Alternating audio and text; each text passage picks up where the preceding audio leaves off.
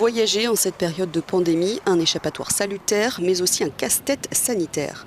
Les restrictions, quarantaine et tests de dépistage sont en vigueur dans la plupart des pays européens, mais les détails exacts des protocoles varient d'un État à l'autre. En Allemagne, l'accent est mis sur le risque potentiel que représentent les vacanciers qui reviennent du monde entier. Toutes les personnes sont testées, indépendamment de leur provenance et de leur mode d'entrée, que ce soit par avion, voiture ou train. Si vous n'êtes pas vacciné, une quarantaine d'au moins 5 jours est à respecter en provenance de certains pays. Dans les aéroports allemands, les passagers interrogés ne sont pas impressionnés par ce durcissement des mesures. Vous n'avez qu'à montrer votre test Covid et votre passeport, rien d'autre. On a également reçu un SMS indiquant que nous devions respecter les règles de quarantaine et d'autres choses.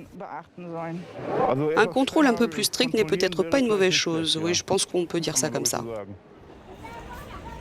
En Corse, comme dans une vingtaine d'autres départements français, les habitants et les touristes disent leur ras-le-bol de la réintroduction des masques à l'extérieur. La mesure avait été levée au niveau national le 30 juin dernier.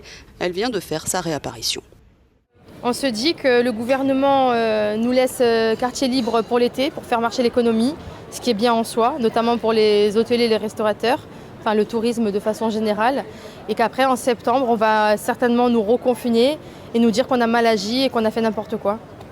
L'extension du pass sanitaire et l'obligation vaccinale des soignants et pompiers à partir de début août en France est censée empêcher ce reconfinement. Mais il crée des remous dans la population. Et c'est la même chose en Italie.